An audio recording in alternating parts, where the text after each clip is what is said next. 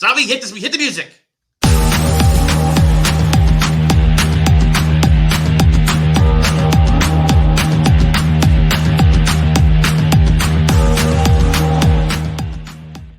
Tried to catch him off guard, but he was ready for it, man.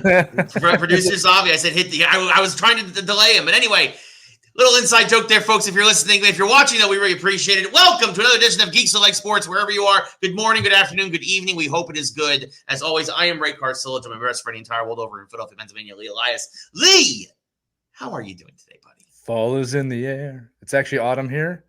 My Phillies have qualified for the playoffs and have been named NL East Division title winners, champions, right? Champions for the first time in a very long time. The Phillies, for those of you watching, I'm wearing my Phillies shirt. If you're not a Phillies fan, you may turn away, but that's okay because today we are numero uno in the NL East, going for the numero uno in the MLB to get that very valuable bye that most teams screw up. And then we might lose to a team that is really struggling at the end of the season and trying to find their way through the playoffs. And then they might beat us and then get through and go to the world. And then Philadelphia will just remain Philadelphia forever and we'll never win anything ever again. Oh my God, Ray, what are we going to do? Does anybody out there understand, Ray? Does anybody understand the pain that it is being a Philadelphia sports fan? Nope, and we don't care. Anyway, but yes, congratulations to your Phillies on winning the division, and that's good news for you guys. You guys obviously have been They deserve it. They deserve it. You've been in the pole position for pretty much the whole season. Since May, I believe, was the last time we flipped to first. We were there most of the season, and we haven't looked back since. That's a long time. For sure. We're going to talk a lot about baseball. We got a lot of baseball stuff. We got some football stuff. We got some WNBA stuff. We've got hockey preseason kicked off. We're never going to really touch upon that, but it did happen. It will happen. It's happening, and none of it matters. There we go. Correct. And we got a lot of geek stuff. Really good geek segment today. We got Marvel, a little bit of DC, a lot of Marvel, a little bit of DC, some video game stuff, some wrestling stuff. A really big show. But we're going to kick things off with college football, Lee. Yeah, we've been doing that a lot recently because college football has been thrown upside down with all of these upsets and interesting matchups. It is definitely a new day when it comes to college football. Yeah, no, absolutely. Kansas State loses to now undefeated BYU, another ranked team falling to an unranked team. And again, this is big because with the extended playoffs this year, right? 12-team playoffs, right? Like, obviously, Kansas State's season far from over, but it also means that now suddenly if BYU knocking off a team like that, they're 4-0. Suddenly if they can jump up into the 12 seed or something, suddenly a team that nobody really expected could sneak into the playoffs. And so all these games really matter now, even in September. And yeah, that is a big, big upset as BYU not only beat Kansas State, they demolished Kansas. They had a 90-yard punt return, like every facet of the game, all three phases of the game, BYU. Brigham Young, Steve Young's alma mater, if I remember correctly, knocking off Kansas State. A couple other ones, Buffalo, another unranked team beating NIU. NIU, Northern Illinois University, of course, jumped up into the top 25 after they knocked off Notre Dame in one of the biggest upsets of the year. Again, we talked about this in Michigan and over USC. That's a little of a less one, right? They were both in the teens, but technically Michigan was the lower ranked game. Yeah. Yes. Yeah, a good game. Michigan just absolutely ran the ball down USC's throat. First time these two met as Big Ten teams, both in the Big Ten Conference now. But Lee, what are your thoughts on these games and just the games in general? We'll get to the Colorado Hail Mary game in a bit, but like just the upsets and so far the early college football season. Yeah, I'm going to say this right. Believe it or not, we're not that far away from the college football postseason. I know it seems like it's far away, but it's going to come pretty quick. Yeah, I hope that these upsets are a preview of the postseason because I would love to see some lower ranked teams beat a higher ranked teams. If we get to this postseason and 1-2 or 1-4, or 3-2 end up in the national championship game, it's going to be really annoying. All right. I'm not saying I don't want to see them there. I'm saying that I'd like to see some parity. The point of having playoffs is to have playoffs. So it's interesting. We've talked about this several weeks in a row. No one's safe. I also think, Ray, there's a domino effect that when you see a few upsets as a player, I can talk from playing and coaching experience, suddenly other teams start to believe, hey, we can do this. I've seen this in sports over many, many years where, like I said, a team comes out, wins that shouldn't win, and suddenly other teams have life because hey, if they can do it, we can do it. And if you think that the big teams don't get a little bit complacent at times, you're crazy. So it's an interesting year in college football. I like seeing this. I think it's a good thing for the sport. It's a good thing for parity. And anytime there's parity, the games are better. Absolutely. And I agree with that 100%. And I mean, to be fair, I mean, I remember for a long time in the NFL, it was always the top seeds, even though you had a larger playoff bracket. Right. And you, again, to your point, you started to see more parity and you started to see less of a divide between, like, say, 1 and 2 and like 5 and 6. And hopefully you get that again here. Another team vying for rankings. This was a great game. Colorado came back to beat Baylor. Not one. Technically, they had 2 successful Hail Marys, but the first one, the wide receiver who was wide open dropped it. It hit him right in the numbers, and Shedeur Sanders couldn't believe it. He throws up another Hail Mary with no time left, and this time it is caught in the front of the end zone. Colorado forces overtime, where they then win in overtime, courtesy of the really the only two-way player we've seen in decades, Travis Hunter, forcing a fumble in overtime, and after that, and that was all they wrote. And now Colorado improves to 3-1. That's a big win for them because obviously they dropped to 2-2. It's a more uphill battle, which is not what Baylor is. Baylor is 2-2. So really just phenomenal football all weekend long in terms of college, and of course in the pros. We're going to move over to the NFL now. A lot happened in the NFL. Goodness gracious. Again, kind of around 500 with me with my picks because it's hard to predict some of these outcomes. Lee, I want to start with Minnesota. Sure. Are the Vikings for real? Because I think they are now after beating Houston 34-7. They think they're for real. And I think that matters more than whatever we think. That team thinks they're for real, and they believe in themselves. And it's one of those things, Ray. They're for real until they're not. People always think that's a cop-out when I say that, but it's not. It's that belief is there until it's shattered by someone. And you see this all the time. So do I think they're real? Honestly, yes. Of course I do. You don't go 3-0 against some of these teams if you're not for real. Right. I think more importantly, they think they're for real. Now, their test is going to come. They're not going to go undefeated. No. They're going to suffer a loss or 2 in a row here. The response is a skill set that you don't know until you see it, right? Yeah.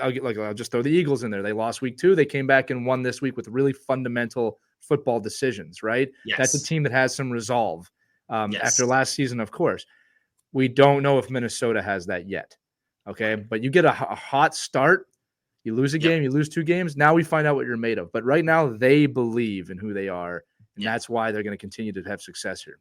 Yeah, and their first place obviously is very early in the NFC North. They are, like you mentioned, they're 3-0, and they have a big game coming up against the Packers. Jordan Love likely to make his return from injury after missing a couple of weeks after getting hurt down in Brazil. But also needs to be credit where it's due. Sam Darnold is no longer seeing ghosts, folks. I love what Bill Belichick said, and I think it might have been on ESPN this week. He basically said everybody believed in Sam Darnold except for the Jets. Yeah, I was just going to say something like that. The problem is the Jets, right? Yeah. It's also why, and not trying to jump around here, but that's why Aaron Rodgers needed to be their quarterback right now. You needed someone who doesn't care. Like his mentality, his mindset is actually perfect for that team because the Jets thing's not going to bother him, right? Even though the gods tried to warn him 5 minutes into his first game, you don't want to be here.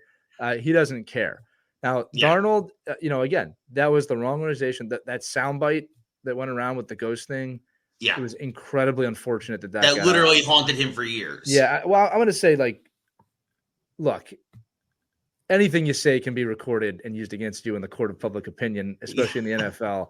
Yes. It's tough. It's tough that he said that, but the way people ran with that, I can't say it was wrong. It's just it was tough. I felt for the kid. I'm like, that's just not how you want to start your NFL career. He's always been talented. He's just in the right environment now. He's not with the New York pressure of a team that really does not succeed. He's with the team that when you do well, they're happy for you, and when you don't do well, they move on to another team. All right, and it's I've been up there. It's a much better environment for him. So I'm happy to see him succeeding. And you're starting to see the makings of this guy might be a legit quarterback. Well, and the thing is you have to remember too is that like the part of the reason why I think Rodgers can succeed in New York is because he's already been developed. And he's already won a Super Bowl too. And that's the thing and that's the problem. That was what happened with Darnold is that Darnold needed some some development. And he went to San Francisco as a backup, learned under the Shanahan coaching tree. And now he's a lot more polished for that time, which is also, there's also a lot of talk this week about how a lot of these NFL rookie quarterbacks kind of just get thrown to the fire when a lot of them really do need to sit for a year and really learn the NFL system before they get thrown. It's very hard to judge them. And then sometimes it's hard for them to bounce back.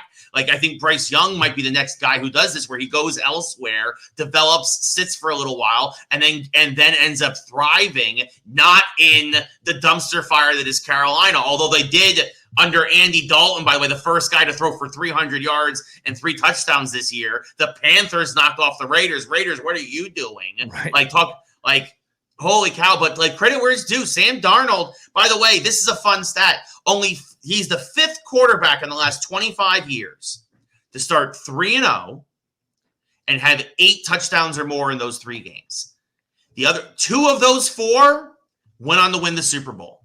Kurt Warner in Super Bowl 34 and Matthew Stafford a few years ago with the Rams.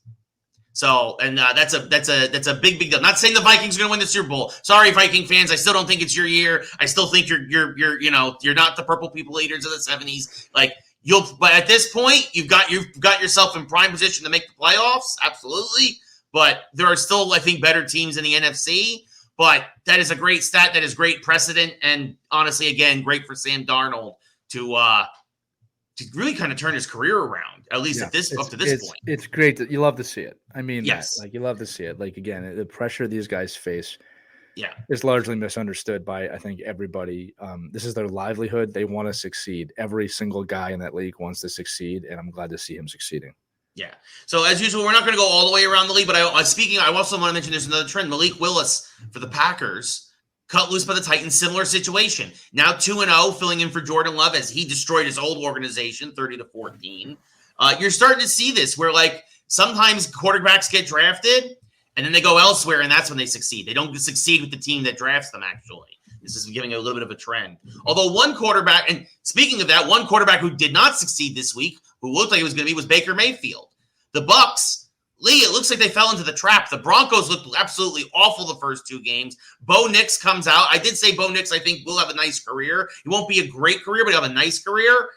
And Bo Nix leads the Broncos to a 26-7 win, where it looks like the Bucs, looking ahead maybe to your Eagles, fell into a classic trap with the Broncos. Yeah, it happens. I mean, look, we don't ever know injuries. We don't know where guys are. You said it before. Your team goes 0-2 or has a tough start, man. That 3rd game, yes, you could see some teams in a ride or die attitude this week. We're going to talk about that with a few other teams that played this week. Week 3 is always interesting, though. If you're coming in and you need a win and you have a team that's kind of comfortable, it's a playoff team versus a non-playoff team at that point, right? Now, long-term, that strategy is not going to play out. You cannot play playoff football for 15 weeks in a row. Right. Tom Brady would disagree with me on that, but that's the truth. You've got to maintain your health throughout the season. 100%. So again, going back to Minnesota, it's in the response, right? It's how do you respond to this stuff? An 18-0 team is not going to happen. You're going to lose. So how do you respond? And you always give credit to the other team for the victory. 100%. 100%.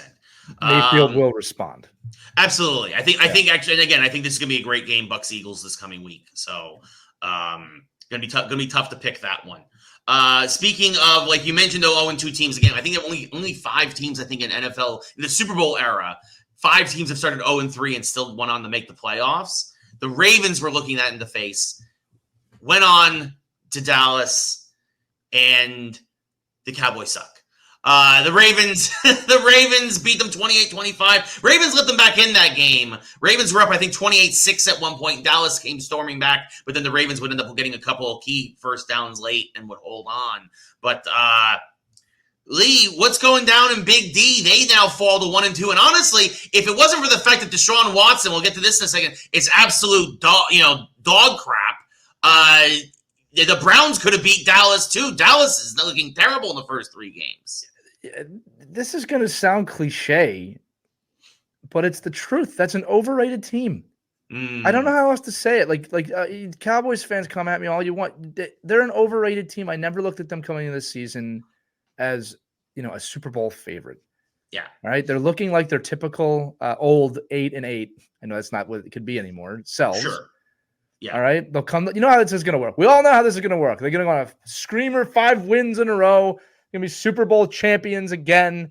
Not really. And then they're going to lose the big game. It's just, you know how this goes, Dallas fans. Right. Like, Ray, here's a question. I want an unbiased answer. We're not answering this as a Giants fan or as an Eagles fan. Has that team improved enough over the last year or 3 years to be a serious contender for the Super Bowl? No, they've gotten worse. So I don't understand all the hoopla about the Dallas Cowboys. Yeah. They're an average football team that will either, this is the truth too, they'll stay at 8-8 or 9-9, or they will decide that they're going to play great and a little overachieve, or they'll underachieve. Right now they're on the underachieving side. Right. But look, I'll eat my words if they go on to win the whole thing, but there's nothing there. There's just nothing there that makes me think they're going to be a great team. He gave Dak the biggest contract ever. He didn't deserve it. Nope. All right. I do not understand the thinking of we'll overpay, hoping they're going to live up to that standard. Yeah. It just, that's the way it is today, right? I mean, you know that. No, and we've been talking about this for decades, though. Until Jerry Jones steps down as general manager of that team, he can still be the owner, but until he steps down as general manager, that team is always going to be. It's going to be all style, no substance. They are, to me, an average football team that can play above average at times. That is where they're at. Okay, sure. And just to be fair, I would actually lump the Eagles just so I think they're a little better than Dallas, but they're not a Super Bowl caliber team yet. To me, they're an above average team. Yeah. The Eagles are an above average team that will, again, overachieve or underachieve, right? Like Kansas City is a great team that even if they underachieve, they can still win the Super Bowl. I'm not saying that about this. The Commanders are a below average team that are overachieving. Yes. We're also in week 3, so everybody calm the hell down. Yes. Speaking of the Commanders, it needs to be mentioned, again, Bengals fighting for their lives. The Bengals, though, fall to 0-3. And the Commanders, and look, I said this repeatedly. I said it during the draft. I've said it at the beginning of the year. I said Jaden Daniels is in the next couple of years going to rise up and become the best NFC East quarterback. And Jaden Daniels showed flashes of that on Monday Night Football. Sure. He had more touchdowns than incompletions. I mean, again, it's also the scheme and it's also the system. But the fact that he's already grasped it, and some people are like, well, it's a simple system. Doesn't matter. It works. He put up 38 points. Who cares how simple it is if it works? That's what I'm saying. People criticize Cam and lose. People criticize Cam Newton, and Cam Newton won an NFC championship, right? Never won a Super Bowl. He won an NFC championship, and that's a lot more than a lot of guys can say. Like, a simple system isn't necessarily a bad thing, but the Commanders are now 2-1, right? Again, this is the first time since 1940, no punts, no turnovers in this game. Does Washington's secondary and defense need to play better? Absolutely. If they want to do something, absolutely. Are they going to do anything this year? Probably not. But boy, if you are a Commanders fan, do you feel that your future is bright with this kid? Because like I said, again, I think this kid was probably the best quarterback coming out of the draft. And at least through 3 weeks, that is indeed the case. Again, very, very early. Very, very early. But boy, was that an impressive win for Washington. Yeah, no, hey, listen, good on them. They're also in a little bit of a honeymoon period with their new owner. They see a future. Under Snyder a few years back, no future, nowhere to go. Everybody wanted him out. They lost their identity, everything. Mm-hmm. Now they have a future. This is the start. This is the ember is flying. The spark has been lit. It is a low flame. It's going to turn into an inferno. I think you're right, Ray. I think that will be the best NFC East team in a few seasons. Yeah. No, they're building in they're trending in the right direction for sure. And you know what? At least you're going to agree with that for your own team. I was like somehow the Giants pull off a win. No, somehow the Giants returned. Yeah. Well, here's the thing. I'm going to again give Giants fans a dose of reality. Do not get excited over this win. Okay. Cleveland is worse than I thought they were, but even before that, they were not a great team, right? The first 2 weeks showed it that Deshaun Watson is dog crap. He lost 2 fumbles, although it was nice to see the Giants defensive line coming together the way we expected to. The only reason why the Giants won that game is because of Malik Neighbors. And I will say this, treat him right because we have a generational wide receiver, I think, in Malik Neighbors. But if it was not for his superhuman efforts to make catches that most other receivers can't catch because Daniel Jones sucks, we would have lost this game. The balls that Daniel Jones were throwing, and people are like, well, look at Jones's stats. They're inflated. Malik Neighbors literally had to rip passes away from cornerbacks that should have been picked off. He literally had to fly like Superman to make touchdown catches. If it was not for Malik Neighbors making Daniel Jones look like a halfway decent quarterback, they would have lost this game as well. Daniel Jones still sucks. He had a nice stat line on Sunday because of his phenomenal receiver, right? Daniel Jones, 236, 2 touchdowns. That would have been $150 with 1 touchdown if it wasn't for Neighbors. Right. Do not forget that, okay? And again, Neighbors had both touchdowns. Right? At some point, it's great to see the offensive line coming together like I said they would. Again, great to see the defensive line coming together. Daniel Jones is not our quarterback of the future. Do not get excited, Giants fans. This was a good performance by everybody else around him to make a mediocre, below-average quarterback look like he sucks less than he does. Do you know any Giants fans that think what you're saying? Too many. You're kidding. I've been seeing it online. They're like, he's back. He's back. I'm like, you're a moron. You're a moron. He's back. Dumbledore. He was never there. If Ray had a chance in the Harry Potter world, he would have Avada Kedavra Daniel Jones a long time ago. Yeah. Bye-bye. Bye-bye. Bye-bye. I'm sorry. Look, again, you have to look at the whole team. The whole team played well. By the way, we really need a kicker because we could have also iced that game earlier than we did. But the guy Joseph, who I think it was Greg Joseph, who he signed off as a free agent, missed his only field goal attempt from 47 yards out. Which again, not a chip shot, but also like you need to make that to ice the game. Fortunately, the Giants defense came up big again, forcing 2 forced fumbles against Deshaun Watson. He lost both of them, and that was really the difference in this game. Again, it's more that Deshaun Watson sucks more than the Giants are suddenly good. I will say this though. We have a really interesting slate of games ahead. The Eagles are playing the Bucks. That's going to be a big one. It's a great game. Yeah. Huge game. You look forward to a game like that. Yeah. Washington could improve to 3-1 because they're taking on the Cardinals. And although the Cardinals are definitely better than they were last year, also with a superstar receiver with Marvin Harrison Jr., the Commanders can go 3-1. And I will say this. I do not think there's no way the Giants should beat Dallas on Thursday Night Football. There is no way the Giants should beat Dallas on Thursday Night Football. But anything can happen. And should the Giants beat Dallas on Thursday Night Football, Dallas' season is done. If Dallas loses to the Giants and drops to 1-3, I'm going to say it right now. Dallas does not make the playoffs this year. You put me in a weird predicament, Ray, because I do not believe that the Giants will beat Dallas in any way. Me either. They will be killed, but I also would love to see that happen. Yeah, because here's the thing. Because even if the Giants improve to 2-2, we are also not making the playoffs. But if the Giants beat Dallas, got Diet Coke. Lunch has arrived. We record this midday. My lunch is here. I have no shame. My lunch will be after this show. So yes, which is a correct lunchtime for you. Yes. Please continue. But yeah, no. If the Giants somehow upset Dallas on Thursday Night Football, and again, folks, I am not predicting this. I think, like Lee said, I think Dallas should win by 2 touchdowns. No, we want it. We both want it.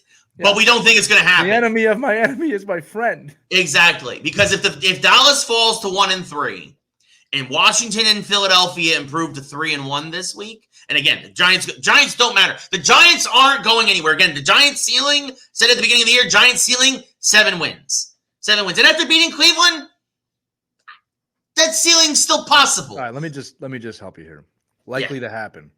Dallas will beat the Giants. Giants fans will come back down to earth. Cowboys fans, I'm sorry, Dallas will beat the Giants. Giants fans will come back down to earth. Cowboys fans will believe they're going to the Super Bowl. Yes. Eagles probably lose to the Bucks, even though I don't want them to. Eagles fans go into their depression. thinking that we're horrible before we come back next week, win again, making us a Super Bowl team, and the Commanders are just happy to be here.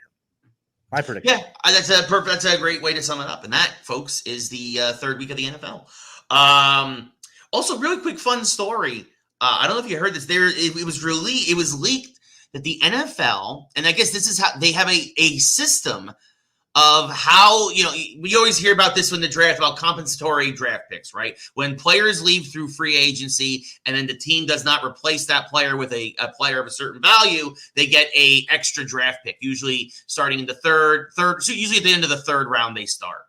And they do this, they calculate this. There is a secret NFL ranking. There is one employee at the NFL who ranks every player and gives them a numerical value, and then uses that numerical value to calculate the compensatory draft pick in the draft. And I demand to see this list. I want to know where everyone is. You know damn well they're using the Madden rankings to do all of it. No way. No, they should give those rankings to Madden. You know why they probably don't release this is because they don't want to tank all the fantasy football leagues and all the money that happens at that and all the gambling that goes on. That's probably why this list never gets leaked. You are 100% correct. Well, there we go. Look at that. I'm 100% correct. We're done with that segment. Wait, because of that, and I'm kind of your big brother, you're now only 97% correct. Damn it. Okay. Well, I'll take it. It's still an A+. So, yeah, but it is an A+, but it's not 100. And I know you because you're like me. Like when I got my master's thesis back and they gave me a 98, I was really excited because it was my master's thesis. And this voice crept in my brain. But why didn't I get 100? So I called my teacher, and she says, no one gets 100, Lee. 98 is the highest score we ever give out. I said, but like the 2 points is like, you passed your master's course. You have a master's. Good day, sir. I was like, thank you. I was like, we laughed on the way up. Yeah, no, for sure. That's great. That is great. But no, that is how we operate 100%. Moving over to baseball. We talked about the Phillies at the top of the show. The Yankees, if the Yankees have to win one of their final 6 games to win the American League East. Houston lost a tough one to Seattle actually yesterday, which keeps Seattle's slim hopes for their division alive. Really interesting. I announced on the show, I thought there were a lot of teams dead to rights. I thought we knew all we were worrying about was seeding. I thought we knew who the teams were. I thought we did. And now, out of nowhere, the Detroit freaking Tigers have stormed back, taken the 5 seed in the American League. Minnesota and Kansas City both lose. Kansas City's lost 7 in a row. Minnesota, I think, has lost like 8 of 10. And the Detroit, right now, Minnesota, who has been a wild card team since like April 15th, are now on the outside looking in. And to Lee's point, much like Washington, Detroit's like, we're just happy to be here. I'm going to say it again. Get hot at the right time. You develop at the right time. It clicks at the right time. Anything can happen. Yeah. Right. Now, hear me out here. The Chicago White Sox, if they win the rest of their games and every other team in Major League Baseball gets really sick and can't play, and then they give them 5 wins for each of the wins, they still won't make the playoffs. Yeah, no, it's no chance. The White Sox are 1 loss away, by the way, folks, at this point. It's going to happen. Of setting the all-time record for being the losingest team ever. And funny enough, they'll play those red-hot Detroit Tigers to end the season. Cleveland has clinched the Central. The Yankees, again, on the verge of clinching the East. Baltimore likely to be the 4 seed. But suddenly, it's actually a 5-team race for those last 2 wild card spots, because again, the Twins are only a game back of Detroit and Kansas City. Seattle has gone on a tear that bounced back. Seattle's only 2 back in the wild card and only 4 back in the division with 6 to play. Technically, Boston and Tampa aren't dead, but they're 4 back with 6 to play as well for the wild card. They're pretty much done. They're dead, but this is what I say. I was really critical of the MLB years ago. These playoffs are working. They're working right. Because, there's nothing worse 10 years ago than when your team went on a heater the last 10 games. It just didn't matter. It just didn't matter. I believe in sports. If you get hot, let's just say the last 10% of the season. Would that be fair? Yeah. You deserve your shot. Yeah. And these expanded playoffs give you that shot. And the fact that it's a real playoff series now. Yeah. Right. If a team can get hot, and this is where traditionalists will disagree with me, Ray. If a team can get hot, sneak in and stay hot, they can win the World Series. It happened in Texas last year. It has happened many times. It happened in Texas last year. Yeah, I mean, obviously, right? Last year's a great example. Yeah. And my point is that I'm okay with that because a lot of fans are like, they shouldn't have even been there. Like, no, I don't agree with that. The team that wins should be playing the best baseball at the end of the season. This isn't Europe where the league championship is the biggest thing in the world. And I'll tell you what, Ray, I respect that. I respect that the league championship is the big thing over there. It's not here. You should be able to get hot and storm the playoffs. Texas was pissed, ready to win, and they did it. They got mad that they lost the division on the last day of the season and then ran roughshod over the entire playoffs. And honestly, part of the reason why Detroit is thriving is Detroit made this is how trades should work when both teams thrive.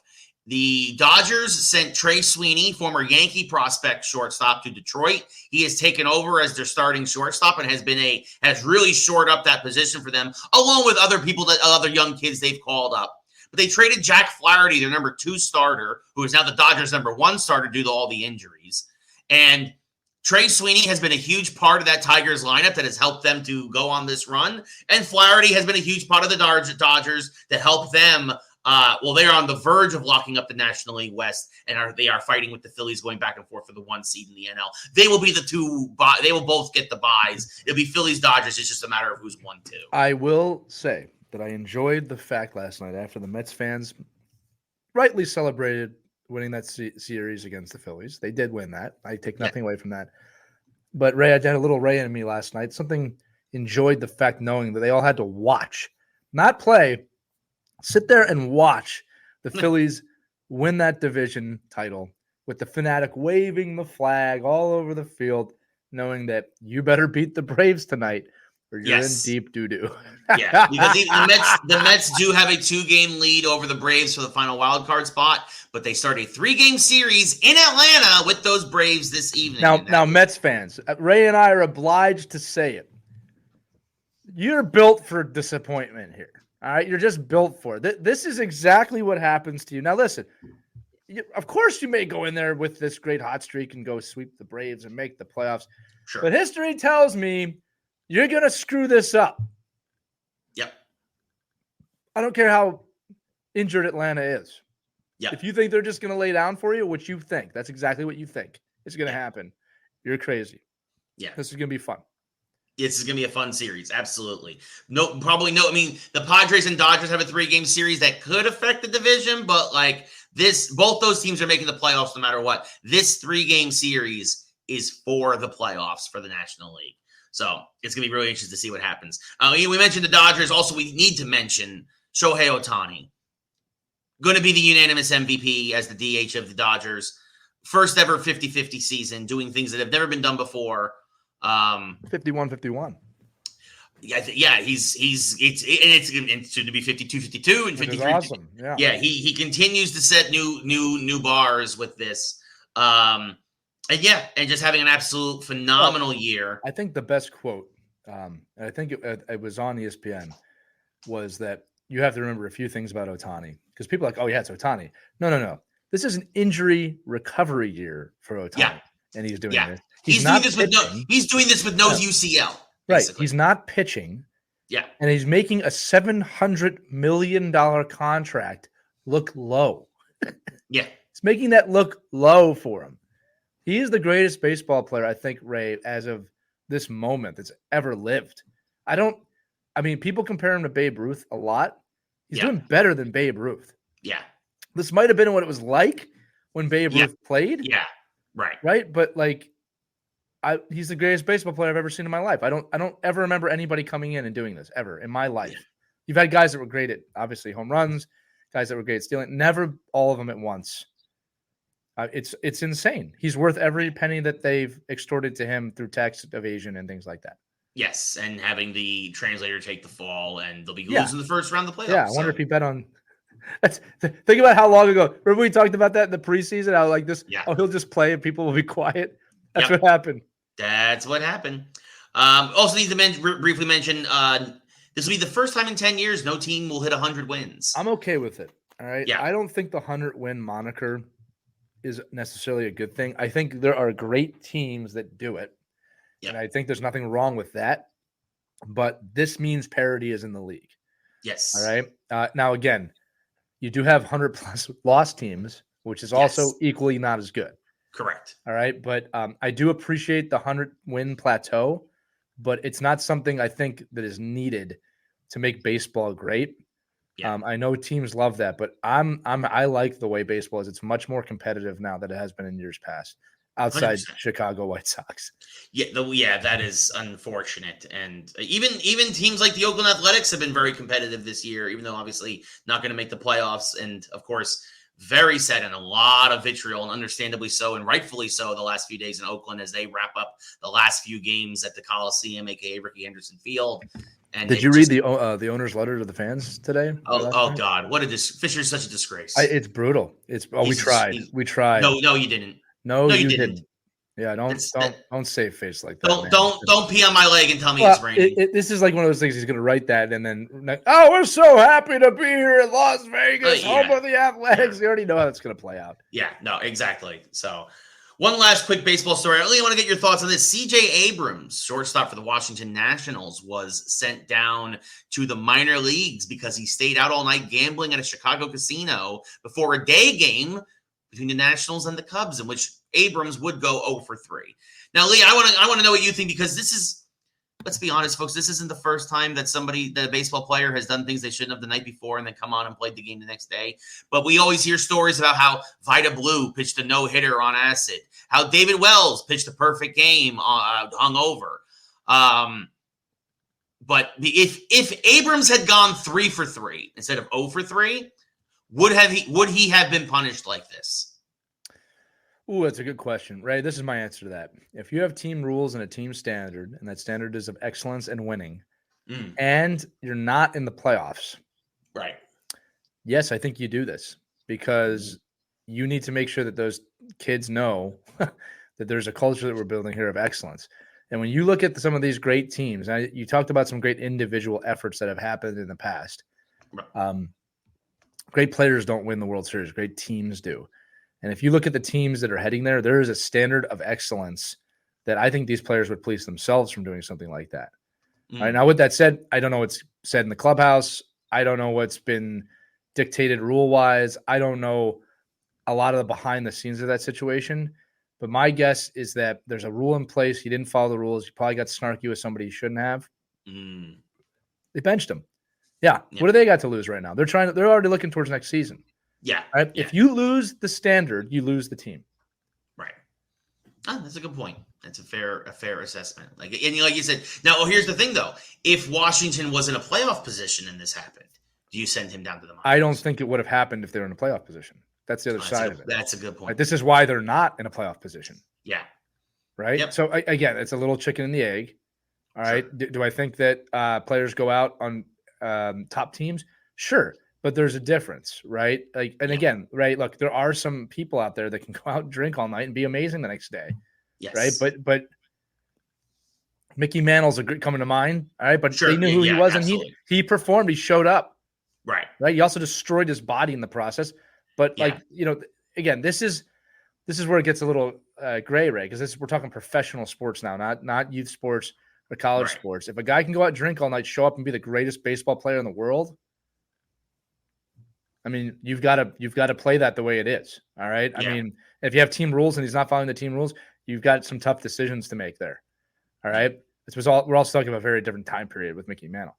With that said, absolutely. You went 0-3. I mean, you're not one of those guys. I don't know how else to say it. All right. Yeah. So no, there's got to be a standard. My guess is the attitude was season's over. Why does it matter? I'd bench your ass if you said that to me in a heartbeat. Yeah. Oh yeah. I don't want to hear that. Yeah. Awesome. Yeah. I think we're kind of we're in agreement on this. Coach Lee coming to you live. Geeks Who Like Sports. There you go. That's why we asked the coach. He asked the coach what the coach would do. Speaking of standards, moving now to the WNBA playoffs.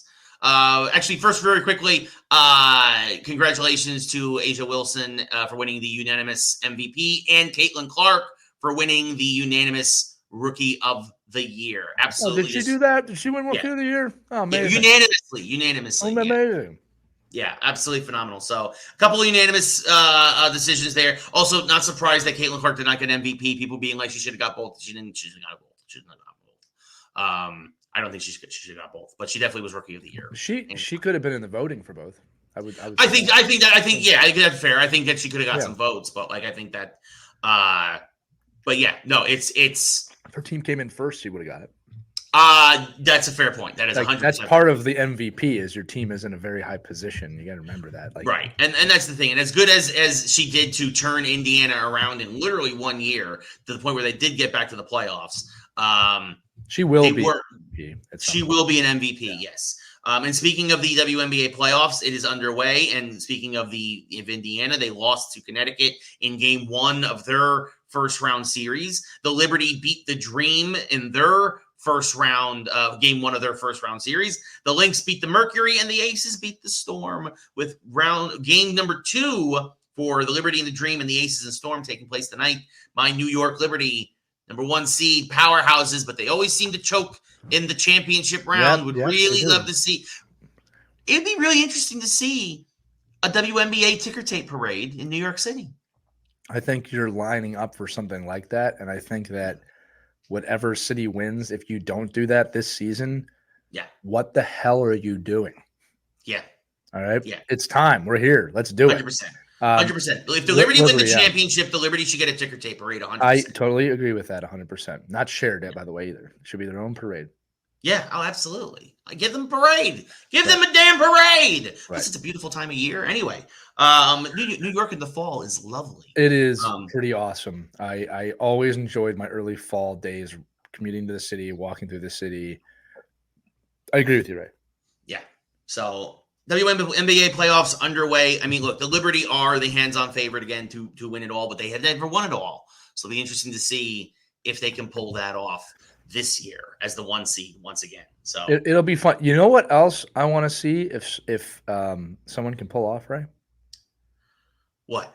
I want to see if Agatha Harkness can pull off going down the witch's road and surviving her transformation back into the greatest witch of all time, which she is. Oh boy, I'm really enjoying the first 2 episodes. I am too. So much that we haven't talked about it once. You are all getting a live first take conversation between Ray and I about Agatha all along. Yes. By the way, they changed the name of that show. Did you notice that? Nobody really said anything about that. Yeah, no, they tweaked it just a little bit. Yeah. Originally, it was just Agatha Coven of Chaos, and then they just started calling it Agatha all along. And I think everybody was like, "Yeah, that's what it's always called." I'm like, "No, no, it wasn't." But now we understand why what the Coven of Chaos is. Yes, really good. This show, Ray, and I've obviously just transitioned us into the geek segment. Sorry about that. Yes, but it's all this good. Show in the first 2 episodes, we'll say, because we know Disney can screw things up sometimes. Yes. Yes. It's like it feels like, listen, WandaVision was the first show we ever did. Yeah. Let's do it right. Yeah. That's what it feels like. Like, yeah. You know these characters. There's the same. First thing I love is that, hey, we're in Westview. It is a lot of the same characters from. It's picking up basically right where WandaVision left off. I wasn't necessarily expecting that.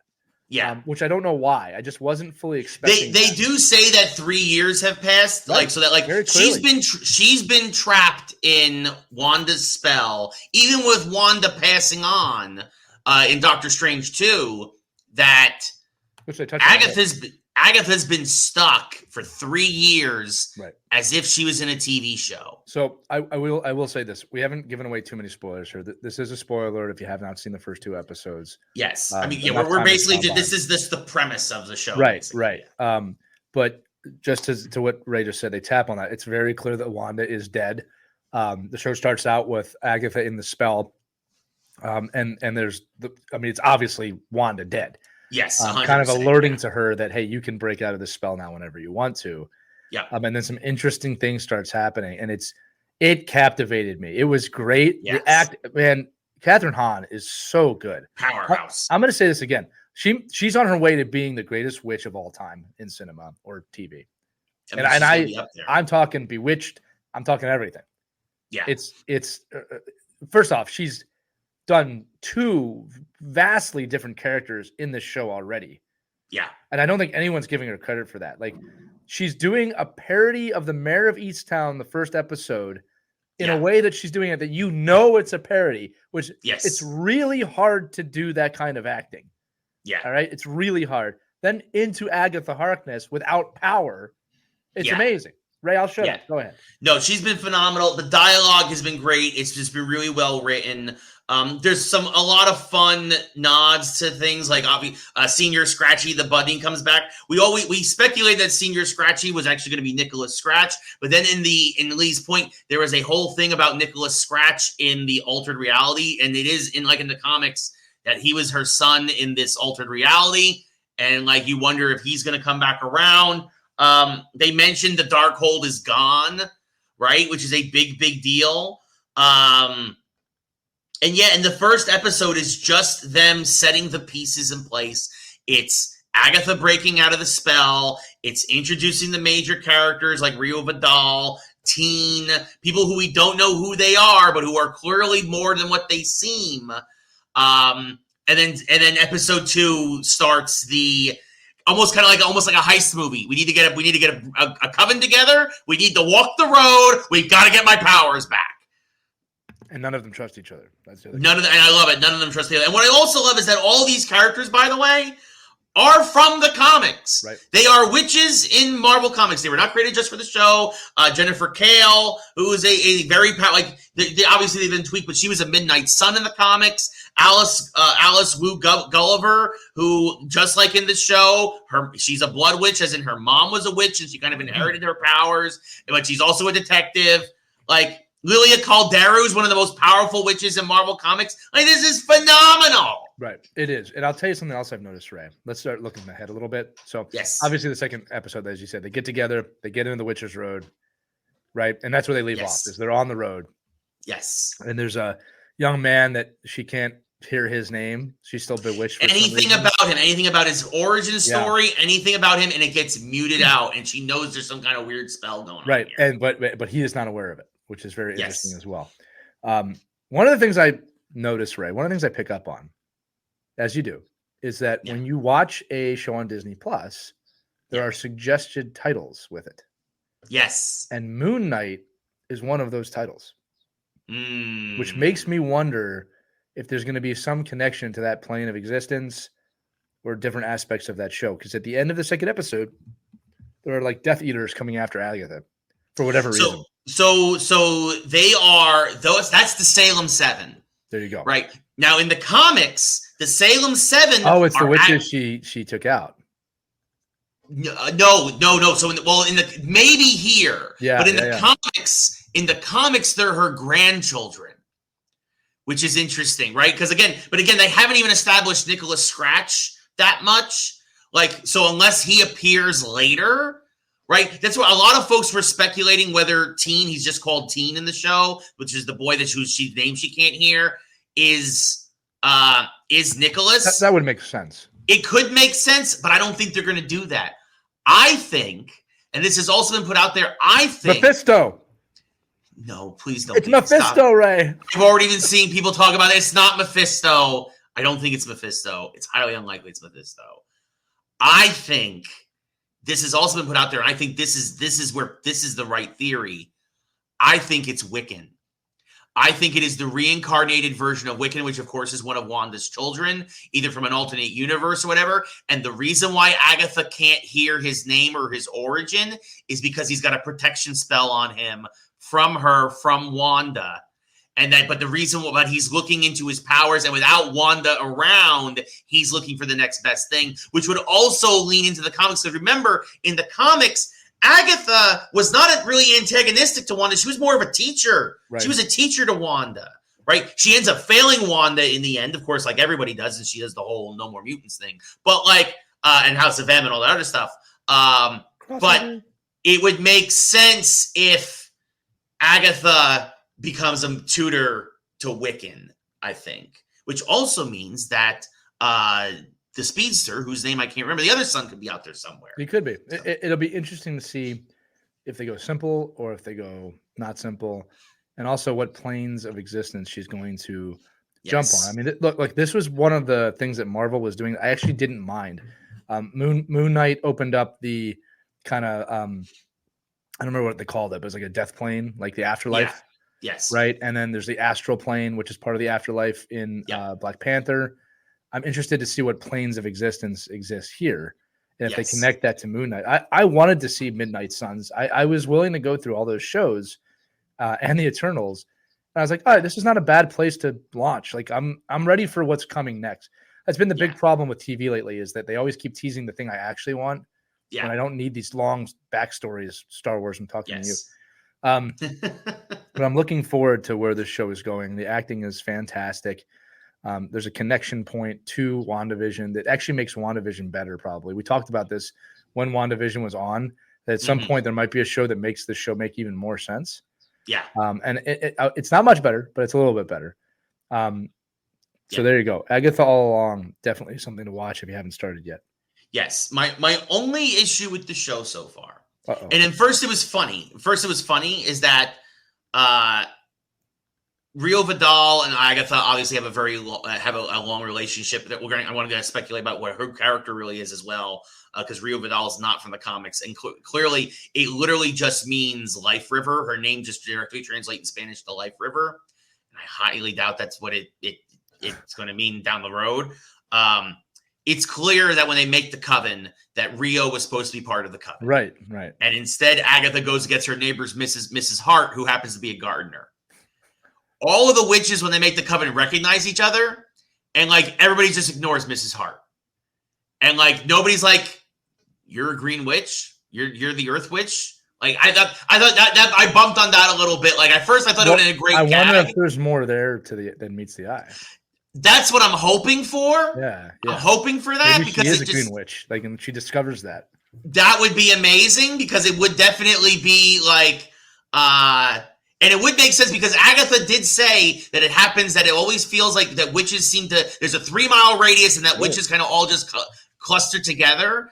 I hope they do go that route, because otherwise I feel like it's like a cheap gag that doesn't make sense. I think she's going to have powers and come into her own and act like I didn't even know. I mean, she did joke about having a green thumb, which is a very common term, but I thought that was interesting that they mentioned that for being a green witch. Yes. So I have a feeling that she's going to turn into a witch. I hope so. I hope so. And especially because they would also give more credence to the fact that Rio Vidal, a lot of rumors out there about what she is. People saying that she's literally a gender. I've heard that one too. A literally gender bent Blackheart, which was another demon from the realm. Usually is an underling of Mephisto, or sometimes an underling. Rival of fights Ghost Rider a lot. I think actually was the villain in the Nicolas Cage Ghost Rider movie, if I remember correctly. I've tried to forget that movie. But Blackheart, classic demon villain, also can lead to Dormammu and other big characters, obviously, in that realm. I think that it's too on the nose that they kept calling her the Black Heart and all this other stuff. I'll say this too: she helps Agatha in the first episode kind of find her way. So there's something deeper here. And again, we're just scratching the surface. I think she might be Lady Death. That would be an interesting person to bring out right now. Yeah. I think she would be Lady Death. I think somebody who also has a relationship to Deadpool, obviously a relationship to Thanos. Big relationship to Thanos. Yeah, I think she might be Lady Death, because I think that would also be the fact, like, I think it'd be ironic that her name means Life River, but then she's actually Lady Death. Right? That's a bold prediction, Ray. I'm not going to lie to you. It's what we do here, my friend. Yeah. I called White Vision. You did call White Vision. I remember thinking they won't go there, and you were 100% right. So we'll see. Curious to see where else they go with Marvel, because we also got a new trailer for the Thunderbolts. We got 2 new trailers. We have to talk about Andor Season 2 as well. Yeah, I didn't even watch it. I did, but Thunderbolts was very good. Yes, it was. I mean, it kind of just gives us a little bit more of what we knew already was going to happen. It was just or well what we've seen, I should say, what we've seen. Yeah. But it was good to see more U.S. agent in action, and him and my favorite thing is U.S. agents in the back of a Jeep and Crimson Guardians driving it along. He's like, "Is that Bucky?" Yeah. Yeah. It was really well done. I mean, they really captured that these characters are all kind of in disarray. Mm-hmm. They do not know their path. They do not know where they're going, and that they're going to be brought together here for some mission, which they were not clear of at all. No. But it's nice to see Taskmaster in there. It's nice to see, I can't remember her name from Ant-Man 2. Oh, Ghost. I mean, it's just, it's been years. It's nice to see some of these characters back. All right. Because there was a lot of loose ends in Marvel. Yeah. But the humor captured in the trailer was fantastic. Sets the tone for the film pretty perfectly. Yeah. And I really loved kind of the tagline of "Careful who you assemble." Yes. That was a really good tagline. Yes. Right? Again, this is the anti-Avengers essentially. So I'm looking forward to seeing where they go. It looks like Bucky, I don't think he's going to be the villain. I think he's going to be more of the mentor, I guess. Yeah. Yeah, I think that's what's going to – I think he's going to become the de facto leader, but it's going to be a reluctant leader, right? What kind of co-leader? Because, they're obviously going to let what's her name lead it. Yes. Yeah, no, for sure. And I think that's going to be but I think it's going to be, like you said, almost kind of like a mentorship role after a while. But I also really loved the line from Valentina Fontaine, played by Julia Louis-Dreyfus, about I've learned that there's bad people and there's worse people. Yeah. Like, that's a great, great line. And I'm like, ooh, like, because again, it is comedy, but there's also definitely still that spy thriller to it. And they're kind of like weaving those two things together in a fun way. And just in case you don't know, this is Marvel's Suicide Squad, basically. But it's that's the fairest comparison. Yes, 100%. But it's going to be very Marvel-esque.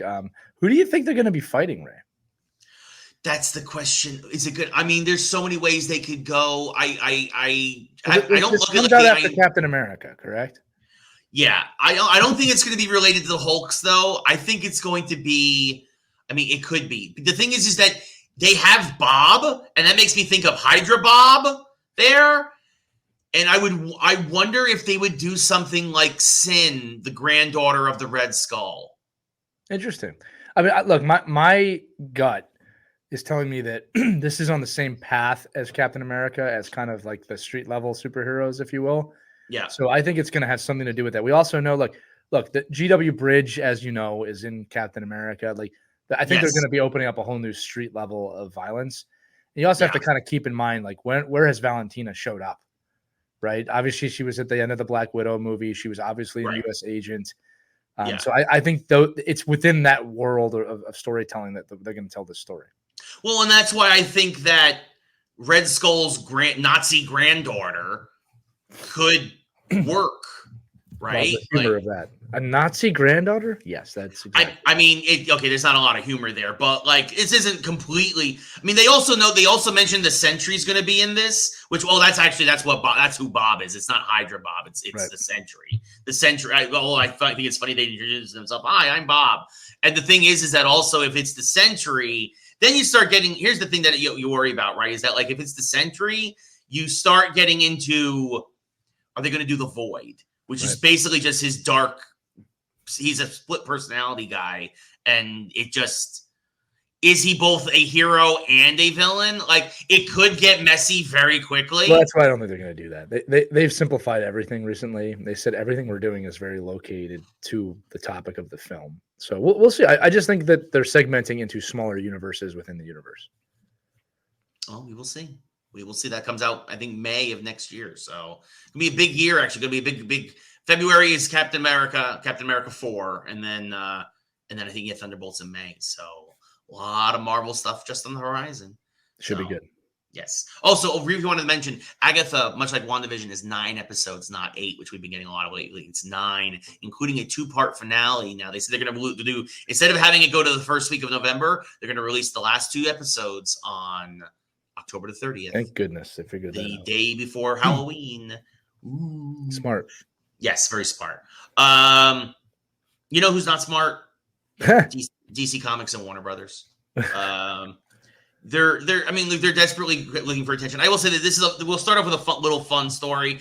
Batman is getting the star on the Walk of Fame, very rare for a fictional character. I think he might be the first. And well-deserved. Yes, of course. Absolutely. Honor and the 85th anniversary of Batman. So that's why they're doing that. It's a shred of good publicity to try to overshadow the mountains of garbage caused by David Zaslav and the disastrous dumpster fire that is Warner Brothers and DC Comics at the moment. But hey, Batman's got a star in the Walk of Fame. Awesome. Moving on. That is awesome. It is awesome, but it's also kind of just like, boy, are you guys desperate for wins right now. Stephen Amell, also from the Arrowverse, obviously Green Arrow. He kind of called out James Gunn and John Cena. Mostly James Gunn for kind of, and this is something that I can attest to, is that like a lot of times the movie folks over at DC kind of poo-poo on the TV show folks. Which and not do. No, and Stephen Amell just kind of was like, because they kind of took a shot in Peacemaker at Green Arrow, and Stephen Amell is just kind of like, that's just uncalled for. And it's like, we carried, and to be fair, he's correct, we carried DC outside of the comics for like 9 years there. And he's absolutely 100% right. Correct. Yeah. Like, so for Gunn and Cena kind of went along with it just because he had to say the lines. But like Cena Amell kind of went back and was like, John's a nice guy. John was just doing his job. But he definitely was not walking back what he said about like kind of taking a shot at James Gunn to kind of be like, hey man, that's just uncalled for. Like, there's no need to attack that universe. There was, and it was a very extensive universe. I know a lot of people who enjoyed that. Yes. Flash, plenty of shows in that universe. Yes. And this is what bugs me, Ray. DC has an extensive history on television. Yeah. And it's only been since the late 80s that the movies have really taken precedence, if you even want to call it precedence. So I don't understand that at all. Like, everybody was on TV before they were in film in this universe. And that's the thing, is that also, by the way, like, why are you fighting within your own company? Yeah, it doesn't make sense. It's not Marvel taking a shot at DC. It's not Image taking a shot at DC. It's and again, this was a problem when I was there, is that it's DC versus DC, because it's always just seemed to be this weird sibling rivalry between the divisions within the company. Like, they can't get on the same page. Like, when I was at ESPN and we bought Marvel, we're like, welcome to the family. Right. And it's like, everybody's on the same page. Everybody's working together. And again, I never worked at Marvel, but like with ESPN, like, you had a little bit of competition, but ESPN radio would never bash ESPN television or anything. No, there's no need to. Like, it's all one family. So I didn't understand this. It's probably just a side comment that he didn't mean to get out.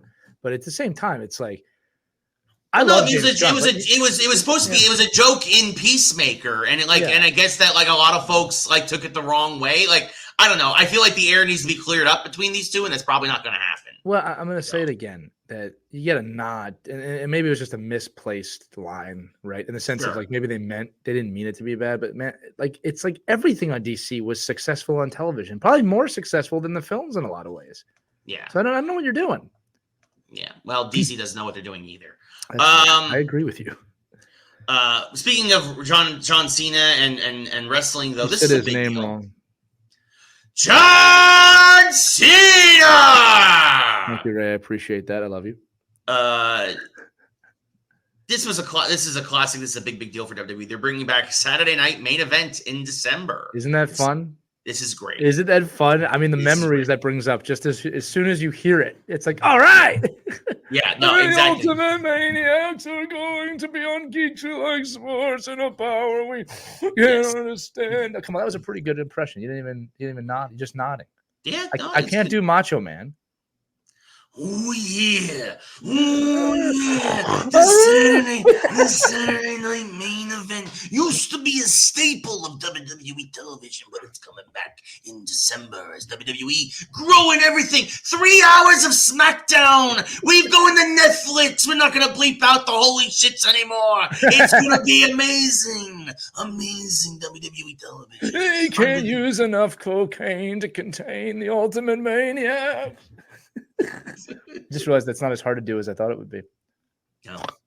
Anyway, keep going. But no, that's a big deal. WWE is clicking right now on all cylinders. It seems like they can do no wrong, except for that Mr. McMahon documentary that's coming out. That's coming. And yeah, so maybe they should build up as much goodwill as they can. Our producer's nodding his head like it's coming. It's gonna be so good. Yeah. So the fact that Vince McMahon has already made a statement about it says everything you need to know. He basically said he's like, the producers trying to desperately get ratings, did not tell both sides of the story. And it's true. Gotcha. Yeah. It's going to be very, very accurate. Understood. Yeah. It's amazing. Did he shave that mustache off yet, or is he still? I don't know what he's been doing. Nobody wants to know what he's been doing. Don't really care. Yeah, but he also mentioned he's like they're basically comparing something that happened in a lawsuit to as if I'm actually Mr. McMahon. He's like, no, I'm Vince, and it's like, Yeah, there's a lot of legal documentation that you actually are Mr. McMahon, sir. Yes, and I will always be grateful for what you've created, but at the same time, we condemn you for what you've done. Those two things can exist at the same time. Yes. Speaking of lawsuits and damning people for what they've done, surprised this did not happen sooner. But actually, you know what it is? It's Nintendo probably being like, we're going to wait till they have a lot of money. And then we're going to take it all from them. It's a rich man's game. Yeah. Nintendo is suing Pocket Pair, the folks who made Palworld, which is basically, folks, they said it. It's Pokemon with guns. And Nintendo's like, it's too close to Pokemon, even with the guns. We're suing you for copyright. And Pocket Pair's in trouble. Like a lot of trouble. Because also Nintendo, people are like, why did it take so long? Because I'm sure that Nintendo got all their ducks in a row before they pulled the trigger on this. Because Nintendo's smart, and we're not. There's your whole segment right there. Because Nintendo is smart, calculated, and knows exactly what they're doing. Yes, and Pocket Pair Pair people that iron their pants perfectly. Yes, and Pocket Pair is in a lot of trouble. We may be finding out that Pocket Pair is going to be acquired by Nintendo. Yeah, that's probably what's likely to happen. Yeah, and then you're going to see guns and Pokemon, and we'll all win. I don't know about that, but it'll be interesting to see what happens. Pikachu, use Glock. Pika, Pika. I do not think that is going to happen anytime soon. Nintendo is a family company. I did not see. Could you imagine him a champ though? He's got four AR-15s and like one of each. Champ, use whatever you got, buddy. Bullet barrage. Anyway, we've got this. This is the mashup that nobody wanted. Yeah, that's a good point. Moving on, we mentioned that WWE is going to Netflix. We're talking a little bit of video games. This is fun. Netflix has been a bastion for video game content being turned into animes and TV shows and whatnot. Devil May Cry is getting their own anime on Netflix, and which is honestly it lends itself to anime perfectly. It's an IP world. I'm actually surprised more of these games don't get better usage out of them. I mean, like the thing is, things like Borderlands happen, and then it's like, well, you didn't really know what you were doing there. There's cash grabs, and there's people who actually care, and I feel like the Devil May Cry anime, and this other one, Splinter Cell getting a cartoon, which totally makes sense. By the way, 100%. And Liev Schreiber is going to be Sam Fisher. Yeah. Liev Schreiber, for those of you who somehow don't know this, he plays Sabretooth. That's how most of you will know him. Did I say Liv? I meant Liev. He's also been doing voiceover work for decades. I mean, in fact, if any of you ever watched HBO Sports, any of the documentaries on HBO Sports, that's him narrating almost 99% of the time from the 90s till like probably not too long ago. That's him. Yeah, but he was also Ray Donovan for like 7 seasons. That show, which I think makes him just like lends himself even more to something like a Sam Fisher. He's just got that deep voice. Yeah, it's perfect. It was funny, Ray. They asked him to come back as Sabretooth in Deadpool and Wolverine, and he's just like, guys, I'm really old. Like, yeah. I think you guys don't realize how old I am and how old I was when I did that. Yeah. He's like, it's not going to look good. I'm not muscular. He's like, I'm old. I'm old Liev Schreiber. It's just that it's not going to play out the way you want. Still would have loved to have seen him. I mean, to be fair, he's around Hugh Jackman's age. He's 56. Yeah, but Hugh Jackman is a freak of nature, and we all know it. That is also true. He does not make sense. There's some genetic thing there, right? Yeah. I bet Liev Schreiber is lactose intolerant. Okay. Yeah, I'm sure. Yeah, I'm sure he is just like all. I know a thing or two about that as I watch my body slowly wither. And Hugh Jackman's 55, so they're right around. I'm gonna say that he is a freak of nature, and he's one of the nicest people in the world. But his workout routine, I don't think any of us could keep up with. Yes. So I would not wake up at 4 a.m. to have a sandwich the way he was doing it, even though I've had sandwiches at 4 a.m. before. Oh, me too. But it's not because I was waking up to put protein on for a workout. No. Did you ever hear him tell that story about like I had to wake up at 4 a.m. and have a chicken sandwich every day? And that's all I do. I'd eat a chicken sandwich and go back to sleep. And I was like, my God. Anyway, yes, Liev Schreiber. Awesome. Let's do it. Yes. Moving on to our last topic of the day. This is interesting. Interesting topic. Predicted years ago. Theaters, desperate to get people back to the theater, are spending $2 billion in upgrades over the next 3 years. The largest chains are doing this combined. Yes. The National Alliance of Theater Owners are doing this, and different kind of NATO than the ones you usually hear in the news. And because it's a movie theater, Ray, pickleball courts. Pickleball courts, bowling alleys, all kinds of stuff, trying to get you to come to the building for a more grand experience. What a concept, Ray. Yeah. I mean, they could have also just lowered the price of movie tickets, but instead they're going to do this, and they are going to, because they're trying to find ways to offer people more. Yes, make it a day out. I don't know why it took them this long to figure this out. Make it like an amusement park. And again, not every family can do this. I always like to preface that. If you could make a somewhat semi-affordable day for me and my family to go see a movie, play some games, do something active, I'm going to do that every once in a while because it's a fun thing to do. I don't know why it took this long. It's make it like Disneyland right now. Make it like Disneyland. Just give it an experience feel. People want that. And now that COVID's really in the rearview mirror, I think they're figuring it out of like, oh, but like, guys, look, I'm paying honestly $30 to $40 at minimum to see something that I hope is good and eat food that's really bad for me. You can give us a little bit better experience for that. Yeah. Come on. Yep. Absolutely. All the arcades. Absolutely. That is also true. Yeah. So pickleball courts, bowling alleys, other things. I mean, I'll give this too. Like a lot of theaters, I'm looking at my baby Deadpool popcorn bucket over here. They have gone in a little bit more lately on the kind of theater promotional stuff, which I do appreciate. But at the same time, like it's not enough. No. Like the last time I went to see a movie, it was Beetlejuice, and they had like the guide for the recently deceased popcorn bucket. I'm like, I don't want to pay $30 for that. No.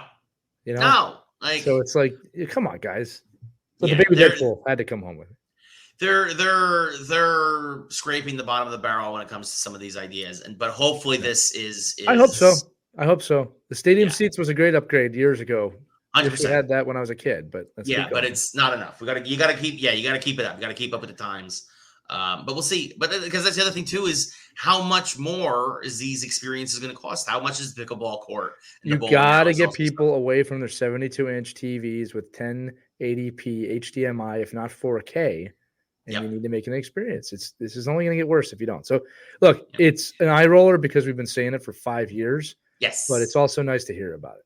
Yes. So, interesting to see what happens. Over the next 3 years, all these upgrades are going to start getting instituted around the country. So, so that's what's going on in the geek world. And that is another edition of Geeks Who Like Sports. We did it, Lee. Landed the plane. Well, it was a fun show. And again, the episodes are only going to become more consumable like a Yeah. great hoagie or sub filled with meats and cheeses and garden stuff, as they say in the UK, because the geek sports world is a sandwich we all can enjoy together here on Geeks Like Sports. And as we head into October, it's only going to get better, my friends. So get your mustard, get your mayonnaise, get your favorite hoagie, and enjoy it with us on Geeks Who Like Sports. Good night, everybody. No, yeah, like Lee said, we're a sandwich. Yeah, we're a sandwich. We're a sandwich. There you go. Good follow-up there. Favorite sandwich. No, I could have just let it go. You could just let it end it there. We could have ended it there. That was a good outro. No, I wasn't trying to end it. What was funny for those of you listening is Ray was so silent. I'm like, oh my God, did I just end the show by accident? Yeah, I didn't know what to do. Yeah, I was like, I guess. No, you know what it is I'm really hungry. I want to go get lunch now. So I gotta go get a sandwich. Actually, I have a meeting and then I have to go get a sandwich. I'm going to be useless in this meeting. I am not good hungry, folks. I am not good hungry. Anyway, so for Lee, I'm Hungry Ray. And until next time, this has been Geeks Who Like Sports. Good night, everybody. You can't contain the power of the ultimate maniac. Who's subscribing? Comment below.